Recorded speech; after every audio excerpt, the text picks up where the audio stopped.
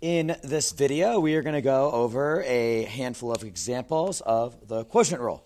So I'm going to first go over what we have written here. So we use Q for quotient. Q is a division, right? We use it for when we're doing the derivative of division. H stands for high because it's the function up top, and L stands for low. Q prime is LH prime minus HL prime all over L squared. The way that we remember that is that it is low D high minus high D low all over low low. And the reason, or the way that I typically try to remember how to start it is that it starts and it ends with the low. And once you have that, and if you kind of know this general pattern, you can work your way through it and kind of say it to yourself. And when I say D high, I mean the high prime. I don't mean low and then derivative sign and then high. It's low times the derivative of the high function, the upper function. So I'll say it again, low D high minus high D low all over low low. All right, so let's do this example. Can you identify the high function and the low function? Here is high, here is low. There are other ways to do this one, but we're rolling with it this way, and honestly, I think it's easier for this particular question. So the first thing we're going to do is figure out what the low and the high are. We got them. And then I'm going to start with my low. So we have low D high. That means I'm going to take low and then the derivative of this. So go like this. We'll do a nice long fraction bar.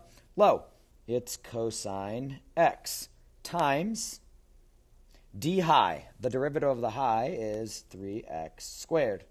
Now, we've talked about this in class in that having the cosine x and then the 3x squared in this order can be a little confusing, but I do want to leave it like this so that it matches this form right here, and I'm going to fix it after we write this first line. I'm going to write a second line that looks a little bit better. So low D high minus high, so minus high is x cubed, D low, so I got to take the derivative of this cosine. So the derivative of cosine is actually a negative sine x all over low low. What is low low? It is cosine x times cosine x. So I'm going to write that as cosine squared x because that's what cosine squared x is. It's cosine x times sine x. So I'm going to simplify that and write the 3x squared out front times the cosine x.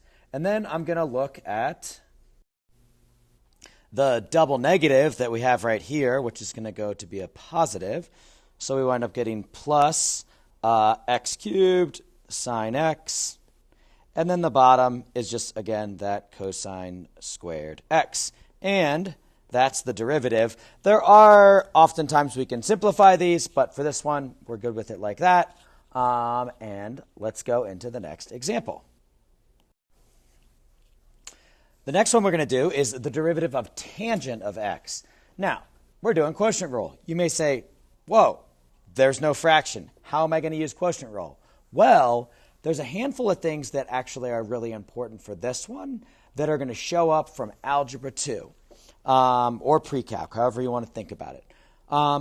You should know that I can write tangent of x as a fraction using two other trig functions. What are those two other trig functions?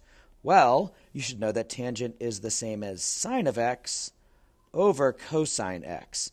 Similarly, cotangent is cosine x over sine x, but we're going to roll with this one for now. So the other thing I want to comment on before we actually do any derivative work is that we are still like generating our list of derivatives. At this point in calculus, we have power rule, we have a handful of derivatives, sines, cosines, e to the ln, stuff like that. We can't really do much with calculus until we have all of these different formulas for derivatives. So this particular example is really important because it's going to give us a formula for the derivative of tangent, and then we can just use that formula anytime we need it. So let's start with the quotient rule work.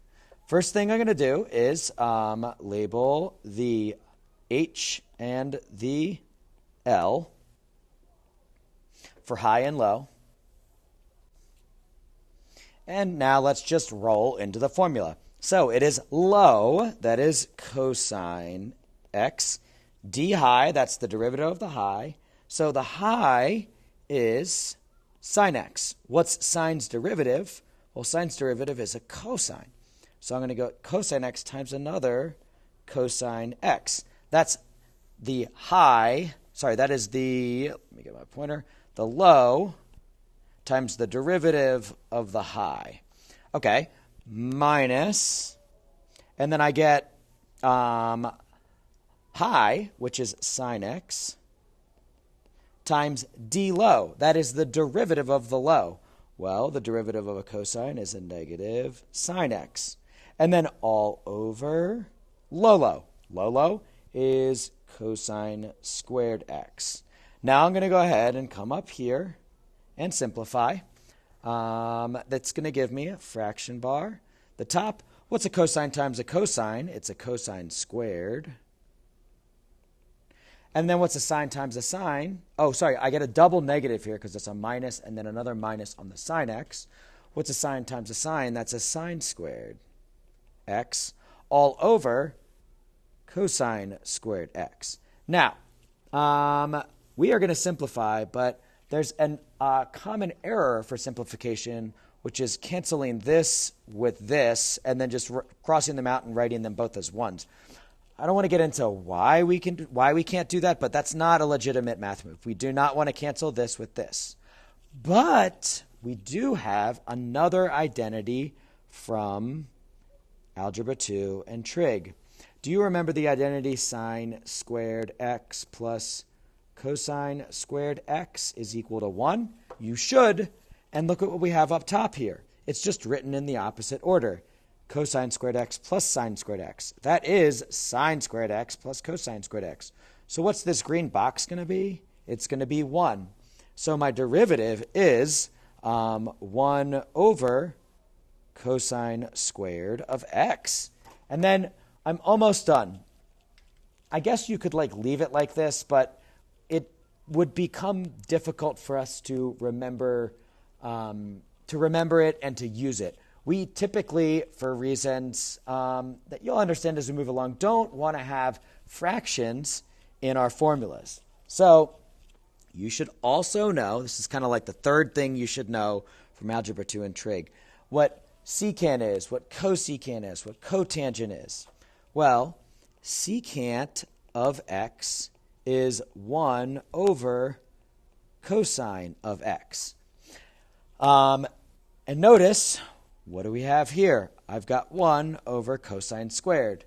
So I will break this down to 1 over cosine x squared like that. That's exactly the same as what we have up there. So what's 1 over cosine? It's secant. So what do I get? I can replace this with a secant squared x. And that is the formula for the derivative of tangent. So I'm going to write that tan x prime is equal to secant squared x.